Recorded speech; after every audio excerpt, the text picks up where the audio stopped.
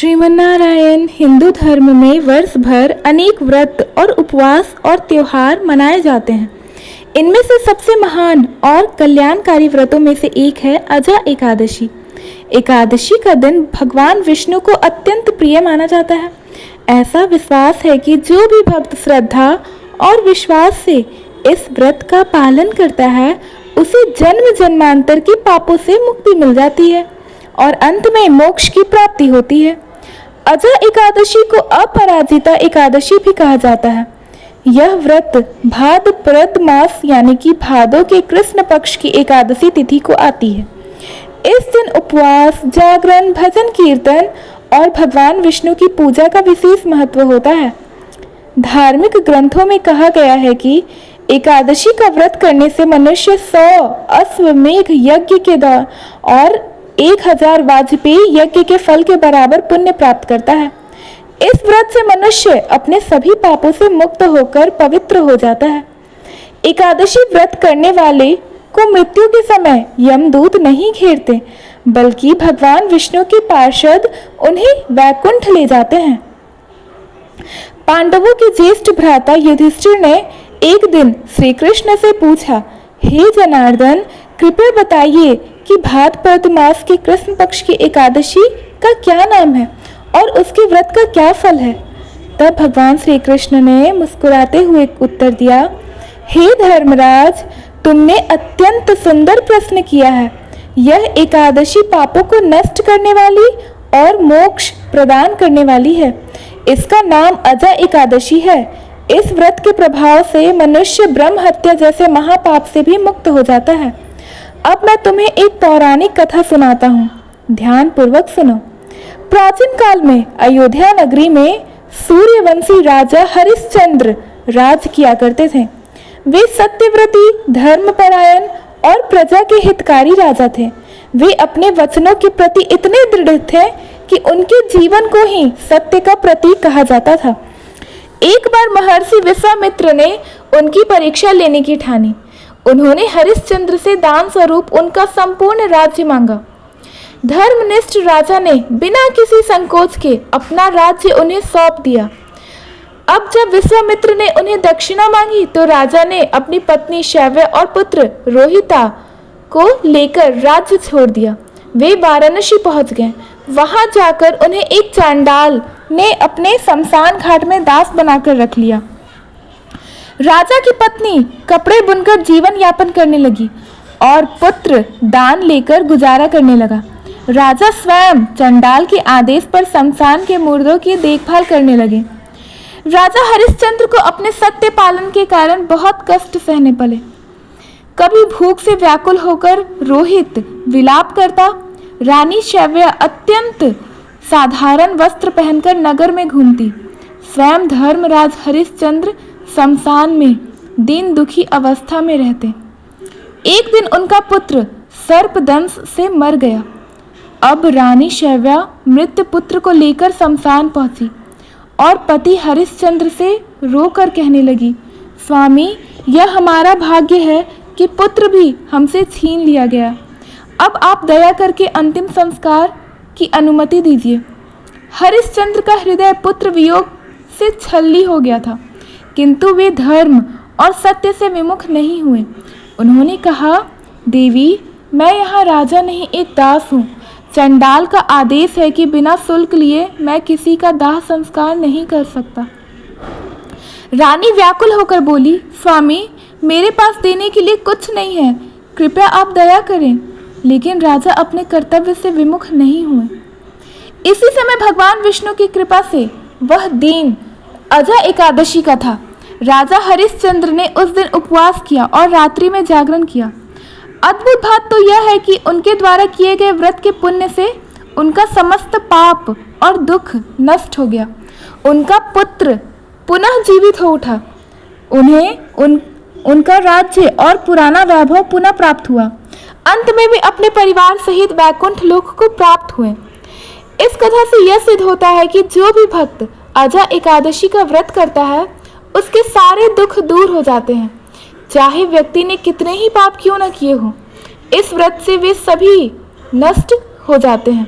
जीवन में सत्य और धर्म का पालन करना चाहिए, क्योंकि अंततः वही मनुष्य को भगवान के चरणों तक पहुंचाता है। राजा हरिश्चंद्र का जीवन अजय एकादशी से पहले तक निरंतर दुख और कष्टों से भरा हुआ था। सत्य और धर्म की रक्षा करने की प्रतिज्ञा ने उन्हें स्थिति ऐसी लेकर आई कि उनका अपना जीवन ही बोझिल लगने लगा। एक दिन जब राजा शमशान भूमि में अपने कार्य में लगे हुए थे, तभी वहां पर महर्षि गौतम पहुंचे। उन्होंने राजा की दीनावस्था देखकर प्रश्न किया, राजन, आप तो सत्यवादी और धर्मात्मा राजा हैं, फिर भी इतनी विपन्न अवस्था में क्यों पड़े हैं? आप तो पहले अयोध्या के महाराज थे, आज आप शमशान में डोम के नौकर बने हुए हैं। यह कैसा परिवर्तन आ गया? राजा हरिश्चंद्र ने सिर झुकाकर उत्तर दिया, मुनिवर, मैंने सत्य और वचन का पालन करने हेतु स्वयं को बेच दिया। मेरे जीवन में ऐसा दुख केवल भाग्य और पूर्व जन्म के कर्मों के कारण ही आया है। महर्षि गौतम ने गहरी दृष्टि से राजा को देखा और बोले, राजन, आपका दुख समाप्त हो सकता है। आने वाली भाद्रपद मास की कृष्ण पक्ष की एकादशी का नाम अजय एकादशी है। यदि आप पूरे नियम, श्रद्धा और भक्ति भाव से इस व्रत का पालन करेंगे तो आपके सारे पाप नष्ट हो जाएंगे और जीवन में पुनः सुख और सम्मान की प्राप्ति होगी। राजा ने हाथ जोड़कर कहा, मुनिवर, यदि इस व्रत से मेरा जीवन सुधर सकता है तो कृपया मुझे इस व्रत की विधि बताइए। गौतम ऋषि ने कहा, राजन, दशमी के दिन प्रातःकाल स्नान कर उपवास का संकल्प लीजिए और रात्रि को केवल सात्विक भोजन कीजिए। एकादशी के दिन सूर्योदय से पहले उठकर भगवान विष्णु की आराधना कीजिए। फल, दूध और जल से व्रत रहकर केवल हरि नाम का स्मरण करें। रात्रि को जागरण करके भगवान की कथा और भजन कीर्तन करें। द्वादशी के दिन ब्राह्मणों को दान देकर भोजन करा के फिर स्वयं भोजन करें। इससे आपके समस्त पाप नष्ट हो जाएंगे। गौतम ऋषि के निर्देश अनुसार राजा ने भक्ति भाव से अजय एकादशी का व्रत किया था। उस दिन उन्होंने निर्जल रहकर केवल भगवान विष्णु के नाम का स्मरण किया। शमशान में रहते हुए भी उन्होंने धूप दीप से विष्णु जी की पूजा की। पूरी रात हरिश्चंद्र ने ओम नमो भगवते वासुदेवाय का जाप किया। रात्रि जागरण के समय राजा ने अपने जीवन पर विचार किया। उनकी आंखों से अश्रु बह निकले और वे बोले, हे प्रभु, यदि मेरे जीवन में अब तक मैंने सत्य का पालन किया है तो कृपया करके मेरी इस दरिद्रता का नाश कर दीजिए। मैं थक चुका हूँ, परंतु आपके नाम का सहारा अभी भी शेष है। प्रभात होते ही अजय एकादशी का व्रत पूरा हुआ। उसी समय एक चमत्कार हुआ। राजा के जीवन की समस्त विपत्तियां समाप्त हो गईं। ऋषि विश्वामित्र प्रकट हुए और बोले, राजन, अब आपका तप और धर्म पूर्ण हुआ। भगवान विष्णु की कृपा से आपका राज्य, आपकी पत्नी और पुत्र सब वापस मिल जाएंगे। यह सब अजय एकादशी व्रत का ही प्रभाव है। और सचमुच अगले ही क्षण राजा हरिश्चंद्र पुनः अपने महल में पहुंचे। उनकी पत्नी शैव्या और पुत्र रोहित जीवित होकर स्वस्थ अवस्था में उनके सामने खड़े हुए। राजा हरिश्चंद्र ने अपने राज्य और प्रजा को संबोधित करते हुए कहा, हे प्रजाजन, अजय एकादशी वह दिव्य तिथि है जो जीवन के सभी दुखों का नाश करती है। इस व्रत के प्रभाव से ही मुझे मेरा खोया हुआ सुख और परिवार पुनः प्राप्त हुआ है। इसलिए आप सब श्रद्धा और भक्ति से इस व्रत का पालन कीजिए।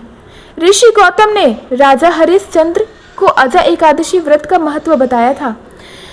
राजा ने श्रद्धापूर्वक व्रत किया और उनकी सारी विपत्तियां दूर हुई। अंततः राजा ने अपने अनुभव से प्रजा को भी व्रत का महत्व समझाया और व्रत करने की आज्ञा दी।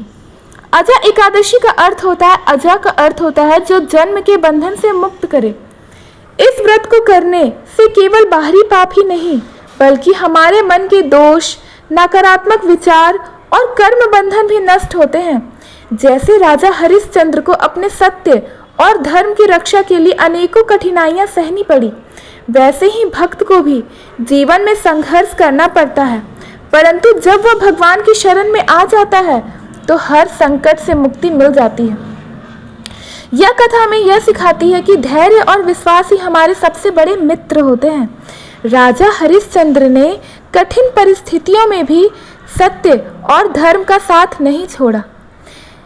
यही संदेश हमें देता है कि जब जब जीवन में कठिनाइयाँ आएं, हमें भागना नहीं चाहिए, बल्कि उन्हें सहना और सही मार्ग पर चलना चाहिए।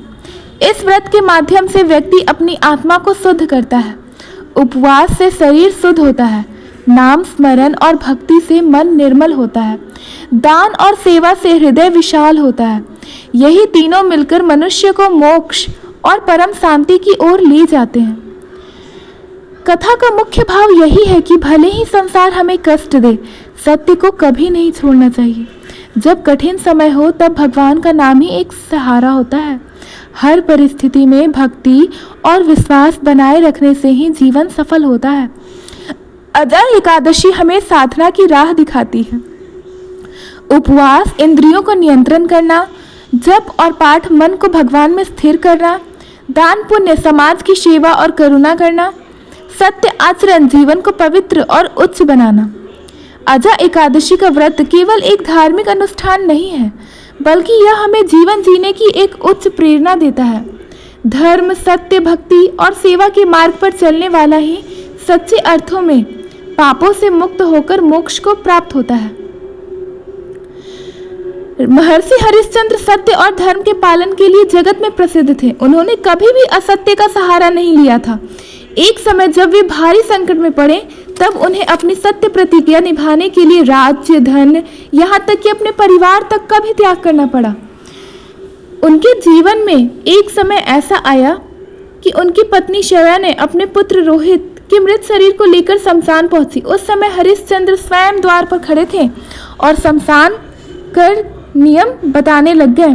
राजा और रानी एक दूसरे को पहचानते हुए भी धर्म और नियम से बंधे हुए थे। यह दृश्य अत्यंत करुणामय और हृदय विदारक था। देवगण भी उस समय रो पड़े थे। अजय एकादशी का व्रत रखने से असंभव भी संभव हो जाता है। जो इस व्रत को करता है उसके सभी पाप नष्ट हो जाते हैं, जीवन की कठिनाइयां दूर होती हैं, परम आनंद और मोक्ष की प्राप्ति होती है। इसलिए इसे अपराजिता एकादशी भी कहते हैं। धन्यवाद। अगर आपको ये अजय एकादशी की कथा अच्छी लगी, समझ में आया, तो प्लीज़ हमारे वीडियो को लाइक करें, अपने फ्रेंड्स फैमिलीज के पास शेयर करें और नए हैं तो हमारे चैनल को सब्सक्राइब करना ना भूलें। राधे राधे, हरे कृष्ण, श्रीमन नारायण। धन्यवाद।